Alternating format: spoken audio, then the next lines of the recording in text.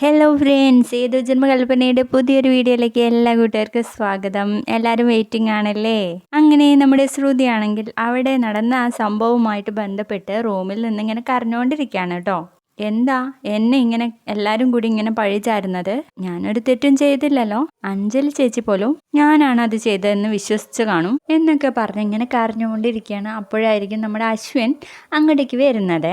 ശ്രുതിയെ കരഞ്ഞു കാണുമ്പോഴേക്കും എന്താടോ താൻ ഇതുവരെ അതിൽ നിന്നും പുറത്തു കടന്നില്ലേ എന്നൊരു ചോദ്യമാണ് കേട്ടോ. സാർ, സത്യത്തിൽ ഞാനല്ല അത് ചെയ്തതെന്ന് പറയാണ് ശ്രുതി.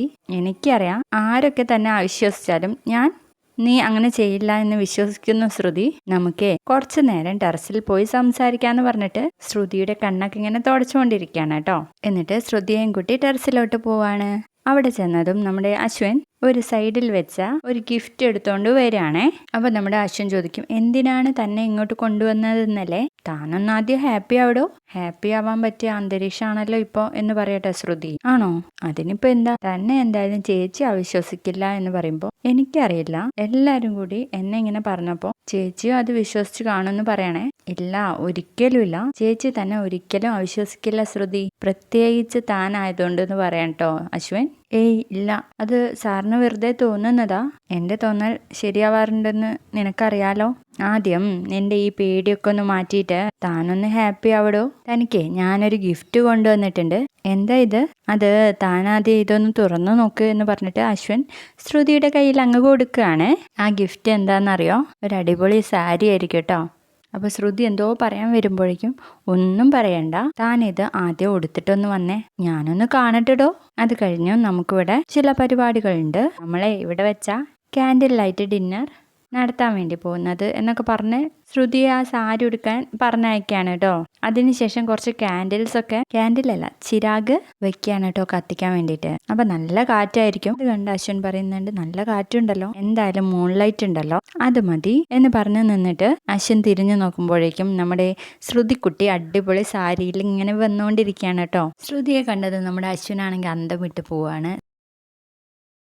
ശ്രുതി അടുത്തേക്ക് വരുമ്പോൾ ശ്രുതിയുടെ മുഖം രണ്ട് കൈ കൊണ്ടും ഇങ്ങനെ തൊട്ട് നോക്കുകയാണ് കേട്ടോ അശ്വിൻ. എന്നിട്ട് അങ്ങ് ചേർത്ത് പിടിക്കും. അങ്ങനെ ഇങ്ങനെ റൊമാൻറ്റിക് ആയി വരുന്ന സമയത്ത് ശ്രുതി അങ്ങ് തള്ളൂട്ടോ. വേണ്ട. എന്താ കാര്യം? അച്ഛമ്മ പറഞ്ഞ മറന്നോ? അഗ്നിസാക്ഷിയായിട്ട് നമ്മുടെ കല്യാണം നടക്കാത്തതുകൊണ്ട് നമ്മുടെ കല്യാണമേ ആവില്ല എന്ന്. കല്യാണം കഴിയാതെ ഇങ്ങനെയൊന്നും ചെയ്യാൻ പാടില്ല. ഓ, അങ്ങനെയാണോ?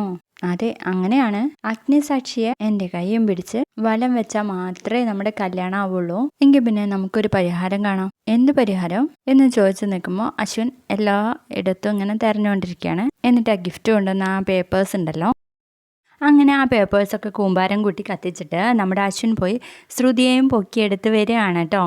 ആ സമയത്ത് നമ്മുടെ ശ്രുതി പറയുന്നുണ്ട്, അയ്യോ സാർ, വേണ്ട സാർ, ആരെങ്കിലും കാണും. അതൊന്നും കുഴപ്പമില്ല ശ്രുതി, ഇത് 3 തവണ വലം വെച്ചാൽ നമ്മുടെ കല്യാണം കഴിഞ്ഞ പോലെയല്ലേ എന്നൊക്കെ ചോദിച്ചാൽ അടിപൊളിയായിട്ട് ഇങ്ങനെ സംസാരിച്ചും പറഞ്ഞൊക്കെ ഇങ്ങനെ റൗണ്ട് ചുറ്റുകയാണ് കേട്ടോ അവര്. ആ സമയത്താണ് നമ്മുടെ എൻട്രി. ആരുടെ? അച്ഛമ്മയുടെ എൻട്രി. ഓ, പിന്നെ പറയണ്ടല്ലോ. കുഞ്ഞാ, എന്തു കൂത്താ നീ കാണിക്കുന്നത്? എന്താ ഇതൊക്കെ?